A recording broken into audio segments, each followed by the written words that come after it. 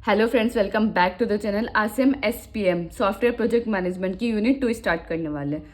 जो यूनिट 2 में जो सारे टॉपिक्स हैं वो मैंने सारे टॉपिक्स कवर किए हैं। जैसे आपको दिख रहे हैं ये 11 टॉपिक्स हैं जो अब तक AKTU में पूछे जा चुके हैं। जैसे सॉफ्टवेयर प्रोसेस से हमारा AKTU 2021 में 10 नंबर का क्वेश्चन आया हुआ है। Choice of process model RAD यानी रैपिड एप्लीकेशन डेवलपमेंट और cosmic full functional points AKTU 22 में जो भी अब तक AKTU में पिछले 2 से 3 साल में पूछे गए क्वेश्चन हैं वो मैंने इसमें कवर किए हैं। आप इस वीडियो को कंप्लीट देखिए, ये यूनिट आपकी काफ़ी अच्छे से हो जाएगी। तो हमारे इसमें सबसे पहला और टॉपिक आता है जो कि है सॉफ्टवेयर प्रोसेस मॉडल। तो सॉफ्टवेयर प्रोसेस मॉडल है क्या? Representation of software process. Software के जो भी प्रोसेसेस होते हैं अगर हम उनको रिप्रेजेंट करते हैं तो उसको ही हम बोलते हैं सॉफ्टवेयर प्रोसेस मॉडल। अब हम उसकी प्रॉपर डेफिनेशन है क्या?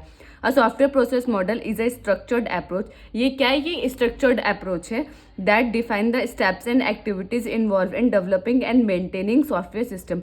कोई भी हम सॉफ्टवेयर को डेवलप करें तो जो भी हम उसमें स्टेप्स को यूज़ करते हैं कि पहला स्टेप जैसे कि आपको कोई भी वेबसाइट बनानी है तो उसमें क्या है, सबसे पहले आपको देखना पड़ेगा आपको किस चीज़ के लिए बनानी है। आपको ई-कॉमर्स वेबसाइट बनानी है तो ई-कॉमर्स वेबसाइट में आपको क्या क्या चाहिए उसमें।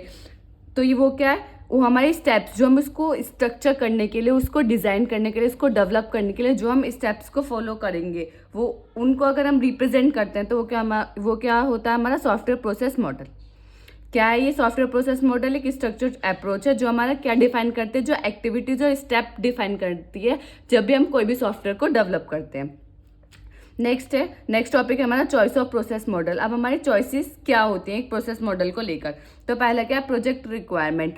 आप कोई भी प्रोजेक्ट बनाए तो सबसे पहले आपको क्या पता होना चाहिए कि उसकी रिक्वायरमेंट्स क्या क्या हैं। अगर आप कोई भी ई-कॉमर्स वेबसाइट्स बना रहे हैं तो ई-कॉमर्स वेबसाइट के लिए आपको कौन कौन से सेक्शंस चाहिए, शॉपिंग कार्ट चाहिए, पेमेंट के लिए क्या चाहिए, यूज़र डेटा कौन सा डेटा, रिक्वायरमेंट्स क्या है, उसमें क्या रिलेशनशिप है, आपको कौन से ऐप प्लेटफॉर्म यूज़ करना है उसके लिए।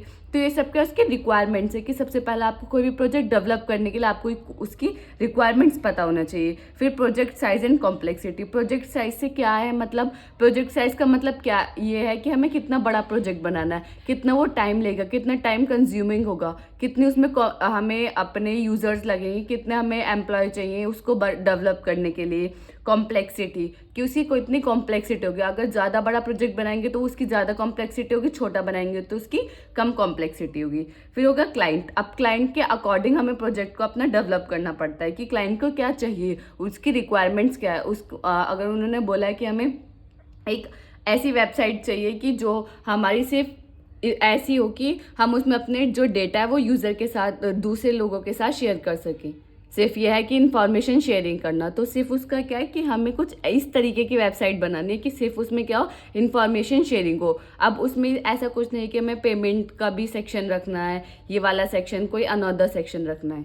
तो ये क्या होता है, हमारे क्लाइंट के अकॉर्डिंग जो उनको चाहिए वैसा हमें प्रोजेक्ट डेवलप करना है। फिर क्या, स्किल्स एंड नॉलेज। अब हमारे पास उसके लिए स्किल्स होने चाहिए कि आपको क्या चाहिए। आप वेबसाइट बना रहे हैं तो आपको front end developer, back end developer चाहिए। तो आपको क्या है, स्किल्स और नॉलेज। हमें वो लोग चाहिए जो फ्रंट एंड आता हो। फ्रंट एंड में मतलब क्या, HTML CSS जावास्क्रिप्ट आती हो। बैक एंड में जाएंगे तो हमारे Node.js वगैरह उन सबको वो आना चाहिए, डेटाबेस वगैरह ये सब आना चाहिए। तो वो हमें स्किल्स और नॉलेज पे भी देखना है कि हाँ उसके पास जिसके पास जो स्किल्स है उसके अकॉर्डिंग उसको वर्क मिले।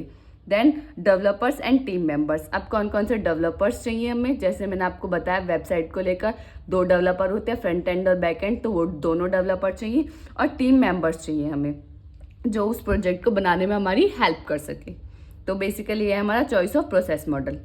नेक्स्ट हमारा RAD, रैपिड एप्लीकेशन डेवलपमेंट। अब रैपिड एप्लीकेशन डेवलपमेंट को बताने से पहले मैं आपको एक चीज़ बताती हूँ। जैसे आपने एक टैगलाइन सुनी होगी कि time is money and money is time. तो ये बेसिकली रैपिड एप्लीकेशन डेवलपमेंट इसी पर ही वर्क करता है, टाइम पर वर्क करता है। ये बहुत, इसका जो मेन है ये शॉर्ट पीरियड ऑफ टाइम में किसी भी सॉफ्टवेयर को डेवलप करता है। ये बहुत सारी कंपनीज इस टाइम, मैंने आपको बताया कि टाइम इज़ मनी। इस टाइम हमें क्या है, कम टाइम में, बहुत लेस टाइम में हमें कोई भी चीज़ डेवलप करनी हो तो हम किस चीज़ का यूज़ करते हैं, रैपिड एप्लीकेशन डेवलपमेंट का यूज़ करते हैं। जो कि इस टाइम एट द टाइम बहुत फेमस है क्योंकि हम कम टाइम में हम चाहते हैं कि हमें हमारे जो रिक्वायरमेंट्स है या जो हम चाहते हैं उसका डिज़ायर आउटपुट वो हमें जल्दी मिल जाए। ये नहीं कि बहुत टाइम ले रहा है, टाइम कंज्यूमिंग नहीं, कम टाइम में हमें अच्छी चीज़ चाहिए, तो उसके लिए हम किस चीज़ को यूज़ करते हैं, रैपिड एप्लीकेशन डेवलपमेंट का। अब इसमें कुछ पॉइंट्स हैं, जैसे मैं आपको बताती हूँ। ये आया हुआ है 2020-21 में भी आया और 22-23 में भी आया। 10 नंबर में क्वेश्चन पूछा गया है। सिंपल यही है कि रैपिड एप्लीकेशन डेवलपमेंट को एक्सप्लेन कीजिए। तो आपको बस इसमें एक टैगलाइन याद करनी है, ये time is money and money is time. तो आपको ये याद हो गई, तो आप इस पर कुछ भी इतना पता चल गया कि इसका मेन पॉइंट क्या है, टाइम ही टाइम पे वर्क करता है। तो आप इस पर कुछ भी मतलब टाइम से रिलेटेड काफ़ी कुछ लिख सकते हैं। अब इसमें कुछ मैंने पॉइंट्स है, जैसे कि क्विक प्रोटोटाइप। अब प्रोटोटाइपिंग का मतलब क्या है कि कोई भी डमी, कि कोई भी प्रोजेक्ट हमें डेवलप करना है तो क्या करता है, सबसे पहले क्विक उसका डमी क्रिएट कर देता है। हाँ, ये चीज़ हमें चाहिए, ये कुछ इस तरीके से है, तो क्विक डमी क्रिएट कर देता है। फिर इटरेटिव डेवलपमेंट से मतलब क्या है कि एक हमारा बेसिक्स को लेकर हमने डेवलप कर दिया अपना सॉफ्टवेयर। आने वाले टाइम में जैसे जैसे अपडेशन आता रहेगा तो उस तरीके से हम उसको चेंज करते रहेंगे, हम अपने सॉफ्टवेयर को डेवलप करते रहेंगे, तो उसको बोलते हैं हम इटरेटिव डेवलपमेंट। और इंक्रीमेंटल रिलीज, ठीक है। यूज़र इन्वॉल्वमेंट, इसमें यूज़र का इन्वॉल्वमेंट होता है। टाइम बॉक्सिंग, टाइम पर ही मैंने आपको बताया, टाइम पर ही बेसिकली वर्क करता है। और पैरेलल डेवलपमेंट होगा। अब जैसे कि मैंने क्या एग्जांपल लेके हमें ई कॉमर्स वेबसाइट बनानी है, तो ई कॉमर्स वेबसाइट आपको बनानी है तो आपको क्या चाहिए, सबसे पहले उसको क्विक प्रोटोटाइप, कि हमें बेसिक्स उसमें क्या क्या चाहिए, शॉपिंग कार्ट चाहिए, पेमेंट चाहिए, यूज़र डेटा चाहिए, प्रोडक्ट डेटा चाहिए, स्कीम चाहिए, रिलेशनशिप चाहिए, हमें किस तरीके से कौन क्या क्या वर्क कर रहा है उसका फ्लो चाहिए। तो क्विक प्रोटोटाइपिंग में ये सब आ जाएगा। उसका क्विक हमने एक डमी बना दी। इटरेटिव डेवलपमेंट मतलब अपडेशन, कि हम उसमें आने वाले टाइम में अपडेट कर सके। यूज़र का इन्वॉल्वमेंट इसमें किस तरीके से होगा, कितना टाइम लेगा, बहुत लेस टाइम में हमें वो डेवलप करना है तो वो किस तरीके से कर लेंगे। पैरेलल डेवलपमेंट मतलब आपको पता चल गया कि हाँ ये चीज़ें हमारी हैं, तो आप पैरेलल डेवलपिंग करेंगे कि एक साथ काफ़ी लोग उसके लिए वर्क करेंगे। अब आप टाइम का सोचें कि आप किसी भी चीज़ को बना रहे हैं, अगर आप अकेले बनाएंगे तो आपको बहुत टाइम लगेगा, अगर आप उसे ग्रुप में बनाएंगे, 4-5 लोग मिलके बनाएंगे, पैरेलली बनाएंगे तो वो जल्दी होगा। तो इसमें जो टाइम है, जो टाइम मैनेजमेंट का है, मतलब कि ये शॉर्ट टाइम में वर्क करता है, तो इसका मेन रीज़न क्या है कि इसमें पैरेलल डेवलपमेंट होगी, कि काफ़ी सारे लोग एक साथ वर्क करते हैं, ठीक है। अब इसके बारे में अब आपको ये सब तो लिखना ही है। अब है क्या, project can be broken down into small modules.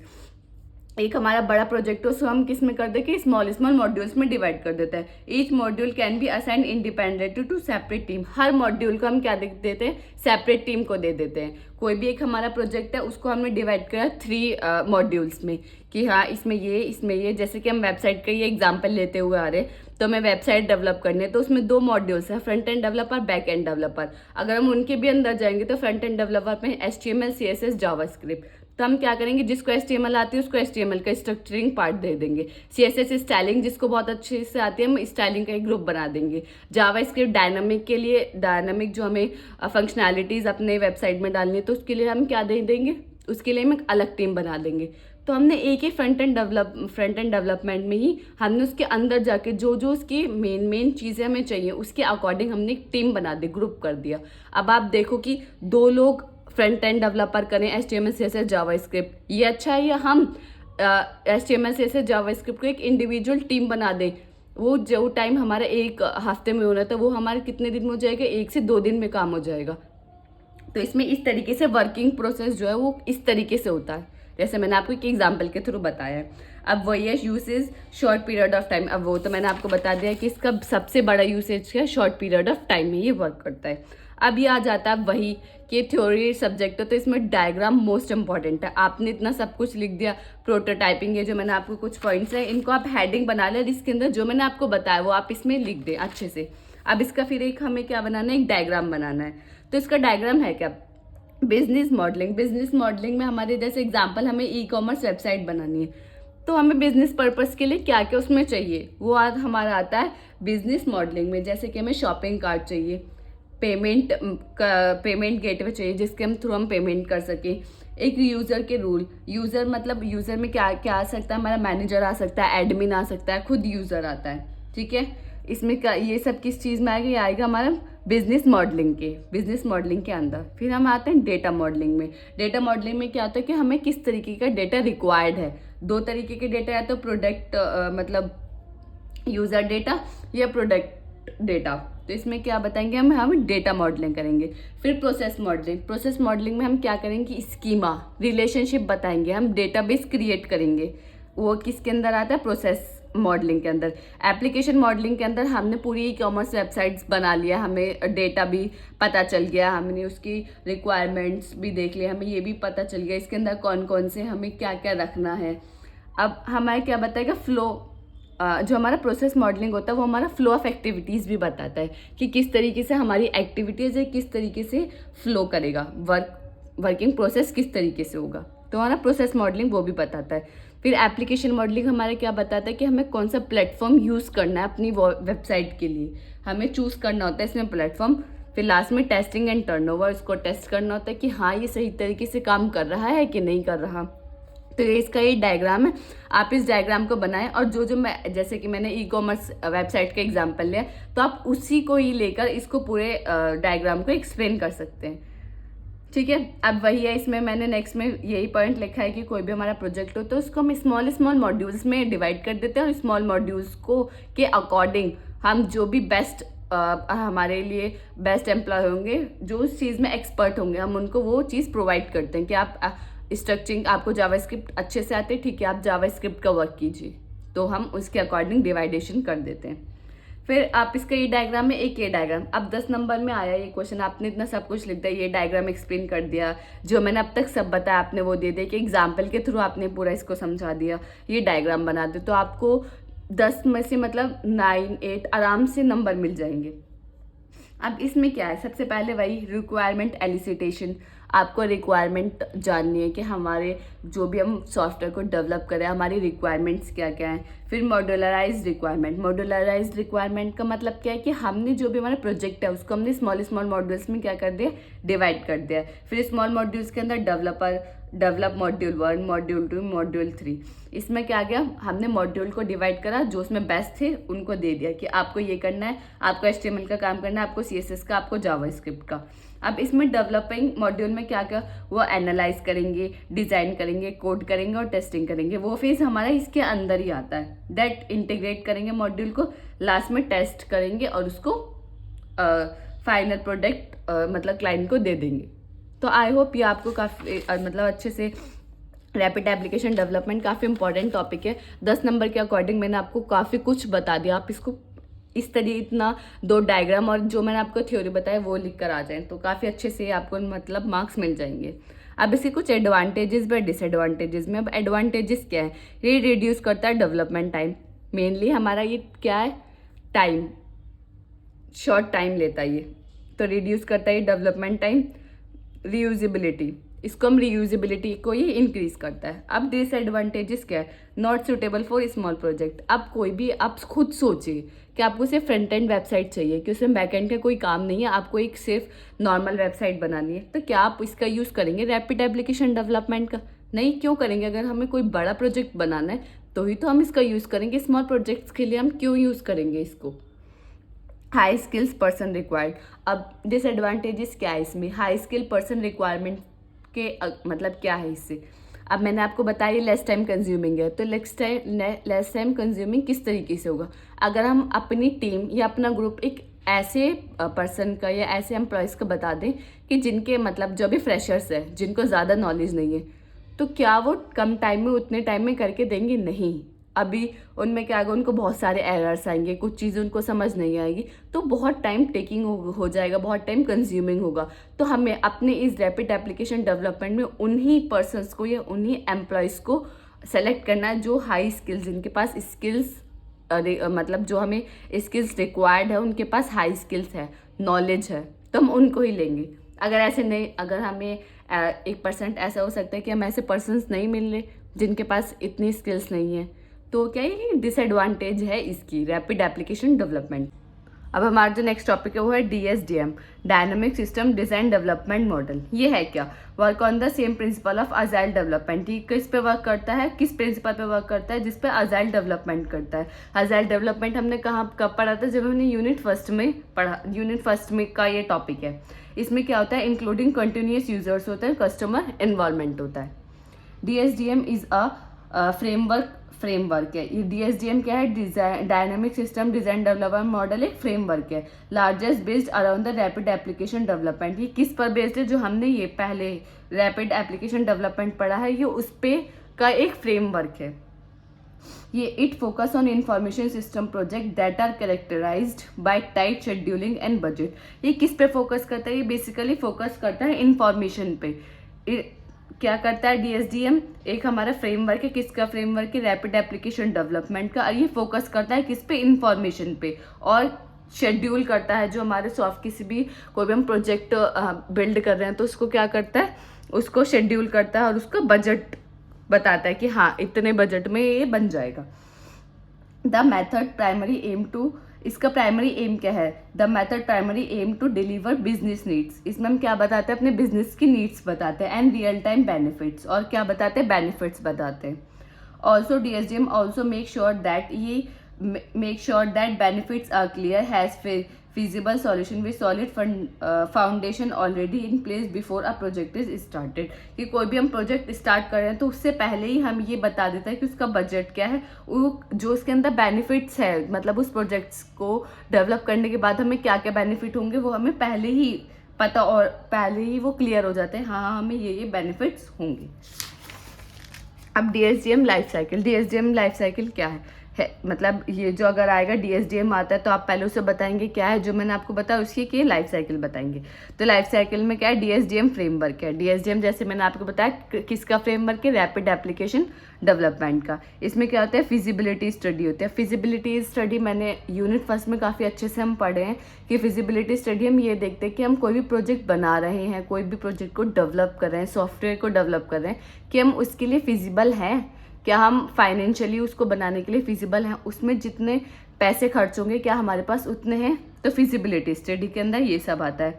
Functional modelling, design, implement, ये सब मैंने आपको लिखा हुआ है कि डिज़ाइन बिल्ड में हम क्या करते हैं, क्रिएट करते हैं प्रोटोटाइप। प्रोटोटाइप आपको पता है क्या, डमी क्रिएट करते हैं। रिव्यू डिज़ाइन प्रोटोटाइप और उसका रिव्यू भी लेते हैं। इम्प्लीमेंट करते हैं और अपने यूज़र को ट्रेन करते हैं। फिर क्या करते हैं, उसके बाद फिजिबिलिटी स्टडी करते हैं। फिजिबिलिटी स्टडी के अंदर एग्री, शेड्यूल, रिव्यू, प्रोटोटाइप वही है। फंक्शनल डेवलपमेंट में कहते हैं आइडेंटिफाई करते हैं हम अपना प्रोटोटाइप का डिज़ाइन की, जो हमें डमी क्रिएट करना है उसके अंदर किस तरीके से क्रिएट करेंगे, और शेड्यूल क्रिएट करते हैं। तो ये क्या है, DSDM की लाइफ साइकिल। ये काफ़ी इंपॉर्टेंट है, अगर वो DSDM आता है आप उसके अंदर कितना भी लिख लें, लेकिन वही है कि थ्योरेटिकल सब्जेक्ट है तो डायग्राम बहुत मोस्ट इंपॉर्टेंट है, तो आप ये डायग्राम बना के आए। अब DSDM के क्या होते हैं, 4 फेजेस होते हैं बेसिकली। पहला फेजेस क्या है, फिजिबिलिटी एंड बिजनेस स्टडी। दूसरा क्या है, functional model, prototype, iteration. Third क्या है, design and build, iteration. Fourth क्या है, इम्प्लीमेंटेशन। अब चारों फेजेस को हम थोड़ा डिटेल में पढ़ते हैं। तो पहला क्या है, फिजिबिलिटी स्टडी। फिजिबिलिटी स्टडी के अंदर क्या करेंगे, check project is suitable for DSDM by understanding the requirement and constraints. हमने उसकी रिक्वायरमेंट्स वगैरह देख ली कि हाँ ये चाहिए, तो हम फिजिबिलिटी स्टडी में ये देखेंगे कि वो प्रोजेक्ट हमारे लिए सुटेबल है, मतलब DSDM के लिए सुटेबल है या नहीं है। पहले हम फिजिबिलिटी स्टडी में ये करेंगे। फिर क्या है हमारा बिजनेस स्टडी। बिजनेस स्टडी में क्या करते हैं, डिफाइन करते हैं हम user, functional requirements necessary for application to provide business values. हम इसमें क्या देखते हैं, अपनी फंक्शनल रिक्वायरमेंट देखते हैं और नेसेसरी एप्लीकेशन देखते हैं जो हमें प्रोवाइडेड होती है बिजनेस वैल्यूज के लिए। हम also identify how the application is design and maintain in long time या लॉन्ग रन। हम ये देखते हैं कि हम किसी भी एप्लीकेशन को किस तरीके से डिज़ाइन करेंगे कि वो एक लॉन्ग टाइम तक चल सके।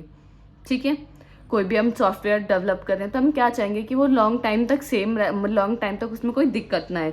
तो वो किसके अंदर चेक करेंगे, हम बिजनेस स्टडी के अंदर चेक करेंगे कि हम कौन सी एप्लीकेशन उसे किस तरीके से डिज़ाइन करें कि वो एक उसकी जो लाइफ है वो काफ़ी लॉन्ग रहे। थर्ड है फंक्शनल मॉडल और इटरेशन। इसमें क्या करते हैं, क्रिएट करते हैं प्रोटोटाइप, गेट फीडबैक। प्रोटोटाइप वही है, प्रोटोटाइप मतलब डमी क्रिएट करते हैं और gate feedback from the user. पहले एक डमी क्रिएट कर ली, फिर उसे लॉन्च कर दिया, उसके बाद क्या हमने फीडबैक यूजर से अपना उसका फीडबैक लिया to gather more requirements and make improvement. अगर हमने कोई भी सॉफ्टवेयर डेवलप किया, हमने उसका सिर्फ एक प्रोटोटाइप बना के लॉन्च कर दिया, अब हम उसका फीडबैक देखेंगे कि वो लोगों को ज़्यादा पसंद आ रहा है नहीं आ रहा। उसमें अब हम उसमें कमेंट सेक्शन तो मेनली रखते ही हैं, तो वो उसमें बता सकते हैं कि हाँ हमें इसमें ये चीज़ इम्प्रूवमेंट चाहिए। तो हम उस फीडबैक के बेस पे उसको इम्प्रूव कर सकते हैं अपने सिस्टम को, अपने सॉफ्टवेयर को, तो वो किसके अंदर आता है, वो फंक्शनल मॉडल के अंदर आता है। फिर डिज़ाइन एंड बिल्ड इटरेशन, मतलब रिफाइन द प्रोटोटाइप, कि जो हमने प्रोटोटाइप बनाया उसको रिफाइन करेंगे, रिफाइन मतलब उसको इम्प्रूव करेंगे थ्रू फीडबैक। फिर लास्ट में implementation, put the latest version of the software into the real time working environment. हम इम्प्लीमेंट कब करेंगे, कि जो भी हम सॉफ्टवेयर डेवलप कर रहे हैं उसका लेटेस्ट वर्जन हम क्या करेंगे, अपने इम्प्लीमेंट कर देंगे, रियल लाइफ में इम्प्लीमेंट कर देंगे। तो बेसिक से 4 फेजेस हैं, चारों फेजेस मैंने आपको अच्छे से बता दिए। ये थोड़ा आप इसको मतलब डायग्राम के उसमें कर दें कि 4 फेजेस होता है, 1 2 3 4 इस तरीके से। DSGM की लाइफ साइकिल और DSGM है क्या, मतलब ये अब तक AKT में पूछा नहीं गया लेकिन पूछा जा सकता है, तो ये आपको अच्छे से आना चाहिए। नेक्स्ट है हमारा एक्सट्रीम प्रोग्रामिंग। अब एक्सट्रीम प्रोग्रामिंग है क्या, good practice need to be practical in extreme programming. मतलब एक्सट्रीम प्रोग्रामिंग का मतलब क्या है, कि कोई भी गुड प्रैक्टिस चाहिए, good practices need to practical in extreme programming. अब इसमें इसका मतलब ये है कि हमें कोई भी डेवलपर को कुछ ऐसी प्रैक्टिसेस करनी होती है जिसकी वजह से हम जो भी सॉफ्टवेयर डेवलप कर रहे हैं वो बहुत अच्छा हो। तो उसमें एक्सट्रीम प्रोग्रामिंग उसी का ही पार्ट है कि हम जो भी गुड प्रैक्टिसेस कर रहे हैं कोई भी अपने प्रोजेक्ट सॉफ्टवेयर को डेवलप करने के लिए। सम ऑफ द गुड प्रैक्टिसेस, इसमें कुछ गुड प्रैक्टिसेस मैंने इसमें लिखे हैं, जैसे कि कोड रिव्यू, ये टेस्टिंग। तो ये क्या है, ये इसके क्या है कुछ मतलब गुड प्रैक्टिसेस के कुछ पॉइंट्स है कि हाँ ये गुड प्रैक्टिसेस होनी चाहिए किसी भी सॉफ्टवेयर को डेवलप करने के लिए। ठीक है, पहला कोड रिव्यू। कोड रिव्यू का मतलब क्या है, detect and correct error efficiently, कि आपने कोई भी कोड लिखा है उसमें जो भी एरर आ रहा है आप उसको डिटेक्ट करें, सबसे पहले उस एरर को डिटेक्ट करें, उसके बाद उसको करेक्ट करें। Carried out of the pair of programmers, कि हमें इसमें क्या करते हैं, एक्सट्रीम प्रोग्रामिंग में पेयर ऑफ प्रोग्रामर्स वर्क करते हैं कुछ भी डेवलप करने के लिए। ऐसे नहीं कि सिंगल पर्सन डेवलप कर रहा है, तो पेयर ऑफ प्रोग्रामर्स इसमें रहते हैं। फिर नेक्स्ट आता है हमारा टेस्टिंग। अब जैसे पेयर ऑफ प्रोग्रामर्स रहेंगे तो हमारा जो टाइम है वो कम कंज्यूम होगा, इजीली हम एरर को डिटेक्ट कर पाएंगे, इजीली हम करेक्ट कर पाएंगे, तो इसलिए हम पेयर ऑफ प्रोग्रामर्स का यूज़ करते हैं। नेक्स्ट हमारा testing, help to remove error increase reliability. इसमें क्या करेंगे, टेस्टिंग में हम क्या करते हैं, इजीली जो हमारे एरर्स आ रहे हैं उनको रिमूव करते हैं और इंक्रीज करते हैं रिलायबिलिटी। सजेस्ट TDD मतलब test driven development. Test cases are written even before and code is written, जैसे कि कुछ टेस्ट केसेस, जैसे कि आपने प्रोग्रामिंग थोड़ी बहुत तो आपने मतलब सीखी होगी, जब प्रोग्रामिंग आप करते हैं तो उसमें कुछ टेस्ट केसेस आते हैं। आपने कोई कोड लिखा तो उसमें कुछ टेस्ट केसेस आएंगे कि आप इन्हें रन करके देखिए, अगर वो टेस्ट केसेस मतलब आप टेस्ट केसेस हो जाते हैं, अप्रूव्ड हो जाते हैं, वो कोड चल जाता है, तो इसका मतलब क्या है कि जो आपने कोड लिखा है वो क्या है, करेक्ट है। तो इसी तरीके से हम TDD टेस्ट ड्राइवन डेवलपमेंट का यूज़ करते हैं किसमें, एक्सट्रीम प्रोग्रामिंग में। बेसिकली एक्सट्रीम प्रोग्रामिंग क्या है कि कुछ प्रोग्रामर्स कुछ अपने कुछ गुड प्रैक्टिसेस करते हैं किसी भी सॉफ्टवेयर को अच्छा डेवलप करने के लिए। उसमें कुछ पॉइंट्स है, कोड वाला, टेस्टिंग वाला और TDD। ठीक है, तो ये एक्सट्रीम प्रोग्रामिंग मतलब 2 नंबर का ही क्वेश्चन पूछा जा सकता है अगर पूछा गया तो। अब नेक्स्ट टॉपिक है बेसिक्स ऑफ सॉफ्टवेयर एस्टिमेशन। अब बेसिक्स क्या है, अब मैं आपको बताती हूँ थोड़ा, इससे मतलब इस टॉपिक को पढ़ने से पहले आपको मैं एग्जाम्पल लेके बताती हूँ कि जैसे आप कहीं घूमने जा रहे हैं, आपको कश्मीर जाना है, तो कश्मीर जाने से पहले आप क्या करेंगे, अपना बजट का एस्टिमेट करेंगे कि हाँ मुझे यहाँ घूमने जाना है, मैं होटल में रुकूंगा तो 4 दिन रुकेंगे, 2 दिन रुकेंगे तो 1 दिन का इतने रुपीज़ लगेंगे, इतना उसका रेंट है, यहाँ हम जाएंगे, हम इतना खाना भी खाएंगे। तो क्या है, रफ एस्टिमेशन कर लेते हैं, हम एस्टिमेट कर लेते हैं कि हाँ हमारे इतने दिन में जाएंगे तो 15 से 20 हज़ार रुपये खर्च हो जाएंगे। अगर हम 3 जने जाएंगे तो उसके हिसाब से कितने होंगे, ट्रैवलिंग में कितना टाइम लगेगा, ट्रैवलिंग में आपके कितने पैसे खर्च होंगे। ये क्या है, एक रफ एस्टिमेशन कर लेते हैं हम कहीं पे भी जाते हैं। तो इसी तरीके से हम किसी भी सॉफ्टवेयर को डेवलप करते हैं तो उससे पहले हम एस्टिमेट कर देते हैं। एस्टिमेट में क्या कर सकते हैं आप, देखो आप रिक्वायरमेंट्स वगैरह ये पहले एस्टिमेट कर देते हैं कि ये है, तो उसी के ही मतलब उसी से ही रिलेट करके टॉपिक है बेसिक्स ऑफ सॉफ्टवेयर एस्टिमेशन। जैसे मैंने आपको एग्जांपल के थ्रू घूमने का बताया कि आप कश्मीर जाएंगे, तो उसी तरीके से हम सॉफ्टवेयर में भी बिल्कुल सेम होता है। तब हम पढ़ते हैं इसमें है क्या, effective software project estimation is important activity in software development project. जब भी हम सॉफ्टवेयर डेवलपमेंट प्रोजेक्ट या किसी भी सॉफ्टवेयर को डेवलप करते हैं तो सॉफ्टवेयर एस्टिमेशन एक बहुत इंपॉर्टेंट रोल प्ले करता है। It predict the time and budget that require for completing a project. ये हमें क्या बताता है, इससे हम प्रिडिक्ट कर पाते हैं, मतलब कंफर्म तो नहीं कर पाते लेकिन प्रिडिक्ट कर पाते हैं कि हमें कितना टाइम लगेगा उस सॉफ्टवेयर को डेवलप करने के लिए, कितने पैसे लगेंगे उस सॉफ्टवेयर को डेवलप करने के लिए। नेक्स्ट क्या, project estimation require the use of complex tools, good mathematical as well as knowledge about planning. ये इसमें क्या करते हैं, हमें प्लानिंग की नॉलेज हो जाती है कि हाँ हम इस तरीके से वर्क करेंगे। दूसरा क्या है, हम इसमें टूल्स का भी कि हमें ये टूल्स यूज़ करना है। अब जैसे मैंने आपको घूमने के लिए एग्जाम्पल बताया था कि आप जा रहे हैं तो वहाँ आप क्या देखेंगे कि हाँ मुझे यहाँ जाना है, आप बेस्ट प्लेसेस सबसे पहले सर्च करेंगे कि कश्मीर में मुझे यहाँ जाना है, यहाँ जाना है। इसी तरीके से हम इसमें क्या करेंगे कि हम इसमें टूल्स भी सेलेक्ट करते हैं कि हम कौन कौन से टूल्स इसमें यूज़ कर सकते हैं, कौन कौन से गुड मैथमेटिक्स, कौन सी गुड अप्रोच, बहुत सारी अप्रोचेज, उसमें से कौन सी बेस्ट अप्रोच है जो हम यूज़ कर सकते हैं किसी भी सॉफ्टवेयर को डेवलप करने के लिए। The main reason of software programmer fail is our inability to accurate estimation software size। ये हमें क्या बताता है, इसका मेन रीज़न ये भी है कि हम कोई भी सॉफ्टवेयर को डेवलप कर रहे हैं तो कितना साइज़ है, क्या उसका साइज़ है, उसकी टाइमिंग, उसकी कॉम्प्लेक्सिटी, हम उसको प्रिडिक्ट कर पाते हैं किसके थ्रू, सॉफ्टवेयर एस्टिमेशन के थ्रू। तो ये कुछ इसके मेन पॉइंट है। तो आप बस सॉफ्टवेयर एस्टिमेशन में तब भी आए तो आप एक बार ये एग्जाम्पल याद कर लें कि आप घूमने जाना है कश्मीर, तो उसमें पहले आप एस्टिमेट करेंगे। इसी तरीके से हम कोई भी सॉफ्टवेयर बनाते हैं तो उससे पहले उसकी एस्टिमेट करते हैं। एस्टिमेट बिल्कुल रियल लाइफ से ये रिलेटेड है, टाइम, बजट, कॉम्प्लेक्सिटी, ये सब चीज़ें।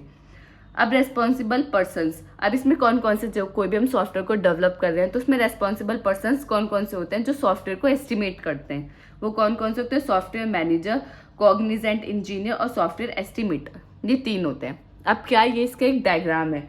सॉफ्टवेयर प्रोजेक्ट एस्टिमेशन के अंदर क्या कहता है, रिक्वायरमेंट्स आते हैं, कंस्ट्रेंट्स आते हैं और ऑर्गेनाइजेशनल पॉलिसीज आते हैं, शेड्यूल्स, किस तरीके से हम उसे शेड्यूल करेंगे, कितने एफर्ट्स लगेंगे, कितनी कॉस्ट लगेगी। तो ये इसका एक डायग्राम है कि अगर सॉफ्टवेयर एस्टिमेशन आता है तो आपको ये डायग्राम बना के आना है। अब factor affecting of project estimation, अब कौन कौन से फैक्टर हैं जो इसको अफेक्ट करते हैं। कॉस्ट तो बहुत मेन इंपॉर्टेंट है कि आप कोई भी सॉफ्टवेयर डेवलप कर रहे हैं, आपको उसमें कितने पैसे लगेंगे, आप उसको बनाने में आपके पास के इतने पैसे हैं कि आप उसको बना सकें, तो किसके अंदर आता है, कॉस्ट के अंदर। टाइम, ऐसे नहीं है कि हमें बनाना है कोई भी, हमें जो सॉफ्टवेयर डेवलप करना है वो हमें 15 डेज, अराउंड 15 to 20 डेज के अंदर कंप्लीट करना है, आपका वो ले रहा है 30 to 40 डेज, तो ऐसे नहीं होना चाहिए। तो टाइम भी अफेक्ट करता है। साइज एंड स्कोप, अब ऐसे नहीं कि 2 महीने में आप उसको डेवलप करें, आपको बहुत टाइम कंज्यूमिंग हो रहा है, तो ऐसे नहीं कि उसका स्कोप ही निकल गया, उससे बेटर वर्जन आ गया, उसका और अपडेशन आ गया, तो आपने जो बनाया है वो तो बेकार हो गया ना। तो साइज एंड स्कोप भी अफेक्ट करता है, रिस्क, रिसोर्सेज, ये सब चीज़ इसको अफेक्ट करती हैं। अब step of software project estimation, software project estimation के कुछ स्टेप्स हैं, जैसे कि एस्टिमेट प्रोजेक्ट साइज। पहले आपको क्या करना पड़ेगा, जैसे आप एस्टिमेशन किस चीज़ से करेंगे तो सबसे पहले आपको क्या करना है, साइज देखना है कि आपके प्रोजेक्ट का साइज क्या है, कि कितना बड़ा आपको प्रोजेक्ट बनाना है, उसके अकॉर्डिंग तो आप अपने अप्रोचेस देखेंगे कि हाँ मुझे ये यूज़ करना है, ये टूल यूज़ करना है, ये चीज़ें यूज़ करनी है। फिर क्या, एफर्ट्स, अब आपको पता चल गया ये मेरा साइज, उसके बाद आप क्या करेंगे, एफर्ट्स में क्या देखेंगे कि आप कौन से एम्प्लॉयज़ चाहिए, कितने एम्प्लॉयज़ चाहिए, तो किसके अंदर आ जाए, एफर्ट्स के अंदर। फिर प्रोजेक्ट शेड्यूल, किसको शेड्यूल करेंगे कि मुझे 2 महीने के अंदर कंप्लीट करना है, तो 2 महीने के अंदर मैं किस किस तरीके से कर सकता है कि 15 डेज के अंदर आपको ये कंप्लीट करना है, 15 डेज के अंदर आपको ये कंप्लीट करना है, तो क्या आता है, प्रोजेक्ट शेड्यूल के अंदर। फिर project cost, at last project cost, ठीक है अब आपने सबको दे दिया है काम, अब आप प्रोजेक्ट की कॉस्ट को देखेंगे कि कॉस्ट ऐसा तो नहीं कि जितना मुझे, ऐसा तो नहीं कि मेरे बजट से ही बाहर जा रही है कि बहुत ज़्यादा कॉस्ट हो गई, तो मुझे अपने कॉस्ट का भी ध्यान रखना होगा। तो ये क्या है, इसके कुछ steps. Efforts and cost estimation techniques, अब टेक्निक्स क्या क्या हैं, जैसे पहले top down estimation. Top down estimation क्या है, टॉप डाउन की पहले हमारा एक बड़ा प्रोजेक्ट है, फिर उसको हम स्मॉल मॉड्यूल्स में डिवाइड करें, तो ये क्या है, top down estimation. Bottom up estimation क्या है, अब बॉटम अप एस्टिमेशन के अंदर हमारा क्या है कि हम नीचे से ऊपर की तरफ चल रहे हैं, कि पहले मॉड्यूल्स को देख रहे हैं कि हमें ये चीज़ें चाहिए, उसके अकॉर्डिंग हम अपना प्रोजेक्ट को देख रहे हैं कि हाँ ये हमारा फाइनल प्रोजेक्ट है। नहीं। अब हमारा आता है, जो हमारी बॉटम अप एस्टिमेशन होती है वो हमारी ज़्यादा एक्यूरेट होता है as compare to top down. फिर आता है हमारा एक्सपर्ट जजमेंट, कि जो हमारे उस चीज़ में एक्सपर्ट हैं हम उनको लें, नेक्स्ट एनालॉगस एस्टिमेशन। अब एनालॉगस एस्टिमेशन में क्या है, जो हमारे एग्जिस्टिंग सॉफ्टवेयर हैं हम उनको देखकर अपना सॉफ्टवेयर डेवलप करें कि हाँ जो हमारा एग्जिस्टिंग सॉफ्टवेयर है उसमें इतना टाइम लगा, उसमें इतना कॉस्ट लगा, उसमें ये रिक्वायरमेंट्स हैं, तो हम उसके अकॉर्डिंग अपने नए सॉफ्टवेयर को डेवलप करें। नेक्स्ट है हमारा cosmic function point. Cosmic function point important topic से जो पूछा जा चुका है केटीयू में। तो कॉस्मिक फंक्शन पॉइंट है क्या? Cosmic function point is a software matrix use to measure the size and complexity of the software system. अब ये हमारे किस चीज़ के लिए यूज़ होता है? ये हमारे यूज़ होता है अपने जो हमारे सॉफ्टवेयर डेवलप कर रहे हैं उसका साइज, उसकी कॉम्प्लेक्सिटी को मेजर करने के लिए। It quantifies the functionality of the system. ये क्या करता है? ये ज़्यादा फोकस करता है फंक्शनैलिटी, सिस्टम की फंक्शनैलिटी पे, rather than the focusing on the line of the code और टेक्निकल डिटेल्स। ये कोड पे नहीं जाता कि हमारा कितना लाइन ऑफ कोड होगा या कितनी टेक्निकल डिटेल्स है, नहीं, ये मेनली फोकस किस पे करता है? फंक्शनैलिटी पे, सिस्टम की फंक्शनैलिटी पे। Feature and functionalities of the software are assign weight based on the complexity and impact. इस पॉइंट का मतलब क्या है कि हमारे उनको वेट प्रोवाइड किए जाते हैं। किसको? Feature and functionality of the software की, सॉफ्टवेयर की फंक्शनैलिटीज और फीचर्स को देखकर हम उनका क्या करते हैं? वेट असाइन करते हैं। जैसे कि किस तरीके से कि इसकी कॉम्प्लेक्सिटी वाला सॉफ्टवेयर S1 है, ये S2 है, तो इसकी ज़्यादा कॉम्प्लेक्सिटी है तो हमने इसको 6 दे दिया, तो 6 क्या इसका वेट, इसको क्या दे दिया? कम कॉम्प्लेक्सिटी, इसका दे दिया हमने 2। तो इस पॉइंट का मतलब क्या है कि हम फीचर और फंक्शनैलिटी के बेस पर हम उनको क्या कर रहे हैं? एक असाइन कर रहे हैं वेट, ठीक है, कॉम्प्लेक्सिटी के बेस पर। फिर क्या? Total cosmic function point are calculated of the summation up of the weight. अब इसमें हम टोटल कॉस्मिक फंक्शनल पॉइंट किस तरीके से निकालेंगे? इन दोनों का सम करके, 6 + 2 8। तो ये क्या है? ये टोटल कॉस्मिक फंक्शन किस तरीके से निकालेंगे? जो हमने उनको असाइन की है वैल्यूज, उनका सम करके, ठीक है। फिर क्या है? Cosmic function point helps estimate the efforts resources requirement of the software development. ये हमारे किस चीज़ के लिए यूज होते हैं? हमारे एफर्ट्स को एस्टिमेट करने के लिए। कौन कौन सी रिसोर्सेज रिक्वायरमेंट है उसको मतलब उसको जानने के लिए कि हमारी क्या क्या रिक्वायरमेंट्स है, हेल्प करती है ये एस्टिमेट करने में एफर्ट्स और रिक्वायरमेंट्स को। It provide a standardized measure for comparing and estimating the size complexity of different software system. ये हमें ये भी एक स्टैंडर्डाइज मेजरमेंट प्रोवाइड करते हैं जिससे हम क्या कर सकते हैं? कंपेयर कर सकते हैं डिफरेंट सॉफ्टवेयर्स की कॉम्प्लेक्सिटी को और उसके साइज को।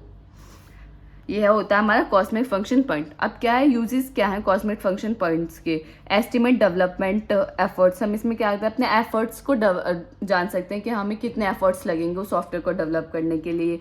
Estimate project duration. हम होते हैं अपने प्रोजेक्ट की ड्यूरेशन जान सकते हैं कि हाँ हम इस प्रोजेक्ट को कितने टाइम में कंप्लीट करता है, within hour, year, month, ये सब किस में? ड्यूरेशन में आ गया। क्वालिटी एस्टिमेट प्रोजेक्ट क्वालिटी, अपनी क्वालिटी को चेक कर सकते हैं कि हमारी क्वालिटी कैसी है प्रोजेक्ट की।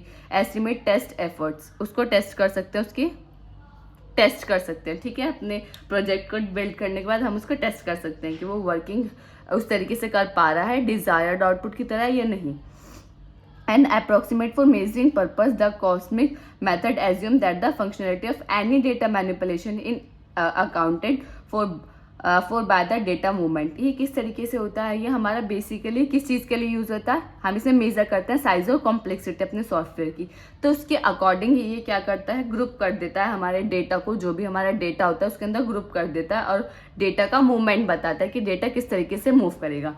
अब हमारे 4 मूवमेंट होते हैं, जो डेटा हमारा मूव करता है वो उसकी क्या होते हैं? 4 मूवमेंट होते हैं, एंट्री, एग्जिट, राइट और रीड, ठीक है। अब कॉस्मिक फंक्शन पॉइंट आ गया 10 नंबर में आया, तो आपने इतनी थ्योरी लिख दी, फिर इसके डेटा मूवमेंट बता दे कि इसमें क्या है? हमें अपनी कॉम्प्लेक्सिटी और साइज के अकॉर्डिंग अपने डेटा को भी हम इसमें क्या करते हैं?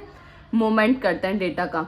तो उसमें क्या होता है? इसमें 4 होते हैं, एंट्री, एग्जिट, राइट और रीड। अब एंट्री, एग्जिट, राइट और रीड क्या है? 4 इसके मूवमेंट है। अब ये इसका डायग्राम है, वही है। पहला एंट्री होगा, तो एंट्री किस तरीके से? आप एरो का ध्यान रखिए। एंट्री तो आप एंटर करेंगे तो अंदर आ रहे हैं, एग्जिट बाहर जा रहे हैं, रीड कर रहे हैं तो अंदर जा रहे हैं, राइट कर रहे हैं तो बाहर आ रहे हैं। तो ये इस तरीके से ये इसका डायग्राम है। कॉस्मिक फंक्शन पॉइंट काफ़ी इंपॉर्टेंट है। अब ये 10 नंबर में आएगा, तो ऐसे नहीं कि आप इतना ही मतलब डायग्राम ना बनाए, डायग्राम बहुत इंपॉर्टेंट है। तो आई होप ये आपको समझ आ गया होगा। अब नेक्स्ट टॉपिक है कोकोमो मॉडल।